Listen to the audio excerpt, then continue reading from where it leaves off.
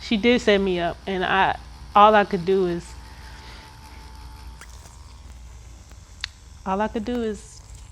try to live how I know she would want me to. Do the things that I know that will make her proud. Leaving a lot of shit in her legacy. I'm thinking about like opening a school too. So it's a lot of shit that I have on in the works, but my main goals right now are my ATM business and my credit card processing. So I'm trying to build that up. I can't. Yeah, you grinding. You say you just got a text going right now. So how did you get into that? So when I found out how much money she was leaving me, it just kind of got overwhelmed. I'm like, and if anybody knows me, they know like I can spend money. Like I spend money like it's like I'm rich, and I'm not. And I just people, and I think that's why people think that I'm so like whatever. Yeah. Because I spend money like that, but I'm just like, no, I have poor decision making all the time. Like I it's not that I'm that, it's just but when she left me that amount of money, I wasn't happy. Like I was grieving, so it's not like, I'm not thinking of, damn, how can I spend this bread? Because I got so much of you it. like, it's not worth it's not worth the loss. It's not. It's not. And I tell people that shit all the time because they're like, oh, you're so blessed she thought of you. I'm like, y'all don't realize I don't give a fuck. Like I would much rather have her. Okay, I will go back to being broke in a second. And I said that to say, like, the money, it didn't move me like money usually did. Like, because had the situations been different, I would have blown the fuck out of this money so fast. But now it made me sit down and like, damn, like, I feel like that's when you unlock that entrepreneurial, like, there's certain things you gotta already have to be able to do it.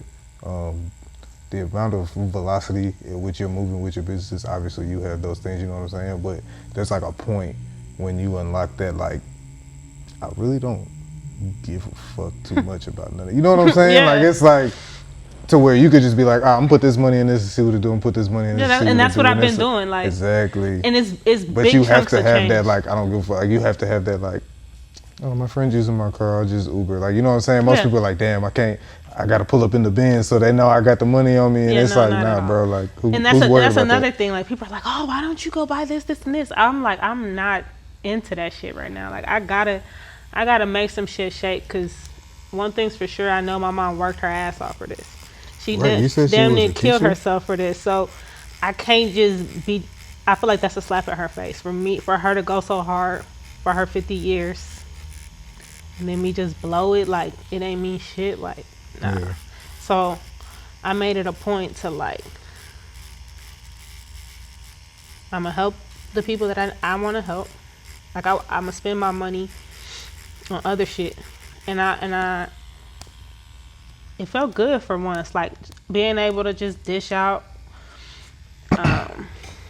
money to people that need it, or helping, like, people set up some shit, or starting my own business. Like, that shit is more satisfying than me going to the mall. And cool, like, that shit, I'm happy for the next hour, but I have so much shit in my closet that still have tags on it. I'm like, yo, this is not it. And so I had to just really sit down and lock in and, like, okay, what is it that I want to do? And then another thing, like, when you get that amount of money, like, people think, like, oh, I mean, I didn't win the lottery for sure, but it's right. Life-changing money. But people don't realize, and this is what I was thinking too as you was talking about, I didn't want to interrupt you. People don't realize that, like, even if we're just talking about $10,000, that's an amount that you can invest and can amass you way more, but you can also spend it this week. Yes. You know what I'm saying? Yes. So it's like, it's literally just how you look at it, because people think you gotta have, like, oh, you gotta spend money to make money. Yes, that's true, but you don't have to spend $5 million to build a $1 million company. You know what I'm saying? Like, and that's where I'm at right now. Like, I done dished out all of this money to start these different companies. I mean, tens of thousands to start these companies. And now I'm at a point, I quit my job to fully lock in. So I gotta lock in. Like, I need to see my ROI before I just continuously spend bread on shit. Like, there's a lot of people pulling me left and right trying to get me to invest like in their program or their business or whatever. But I'm Right. just like, this shit has to make sense to me. Like I can't. I'm new to this, but I feel like I'm pretty smart, and I know like I have financial advisors, I have accountability coach, like I got the shit set in place for my success. If I'm gonna be the only reason why I don't succeed, because my mom has made it so I don't need to work. My mom's made it so I can stay and focus on me and really try to level this shit up and do some shit that hasn't been done in my family. I'm the first kid in my family to buy a house. Like I ain't gotta worry about paying rent nowhere. I'm curious, does she own a house? My mom? Yeah. Yeah, but not till later in her.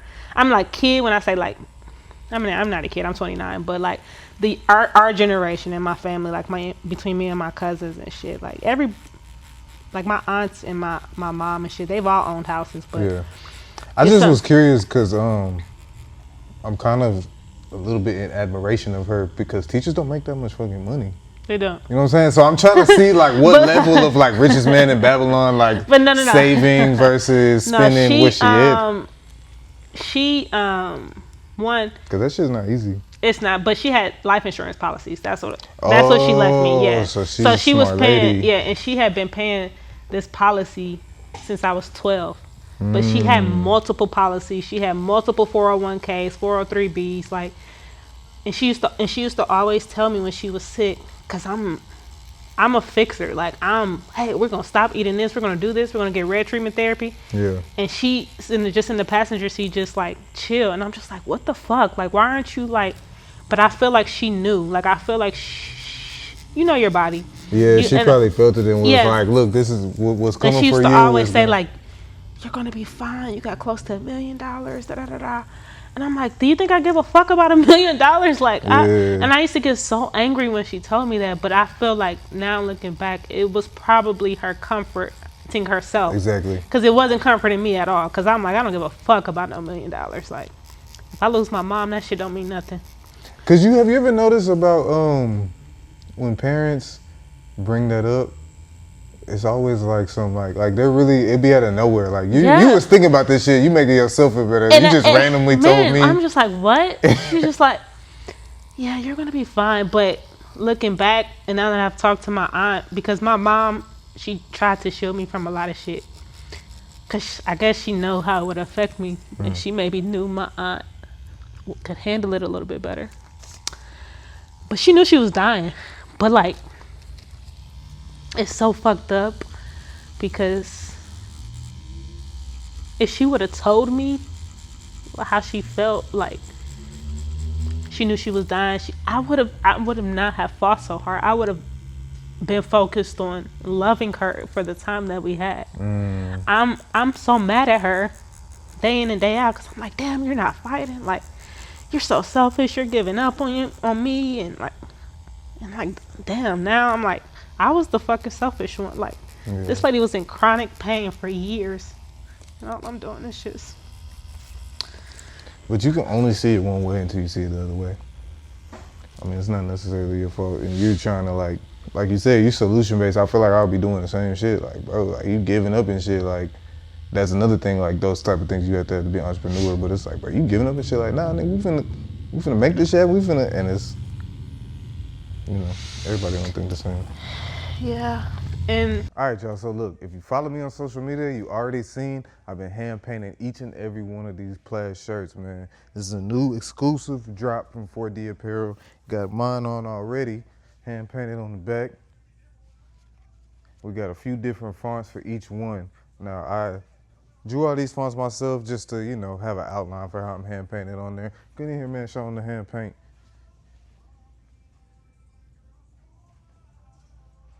Now that being said, as live as they are, I know you already want the exclusive drop because there's only 34 of them. So the reason there is only 34 of them, we got the 40% off tattoo coupon inside of the shirt. All right, now look, if you watch Client Conversations, you already know about these 40% off, man. I was talking about them to Trey in the interview. I had made these a few years back, and you know, we ain't even gonna bring up the past. All that matters is get you one of these, one of 34. Look. It's only 34 of them. I'm not playing, man. Get you one of these online now. You get this coupon in there. Whether you just want the shirt, whether you just want the coupon, whether you want both, whether you're going to split it with somebody. Drop the price in half and split it with them, man. Get you one before these are gone. Matter of fact, you know what? Let me show them let's see this shit. By any means, T. Get you these before they're gone. This is one of my favorite ones right here.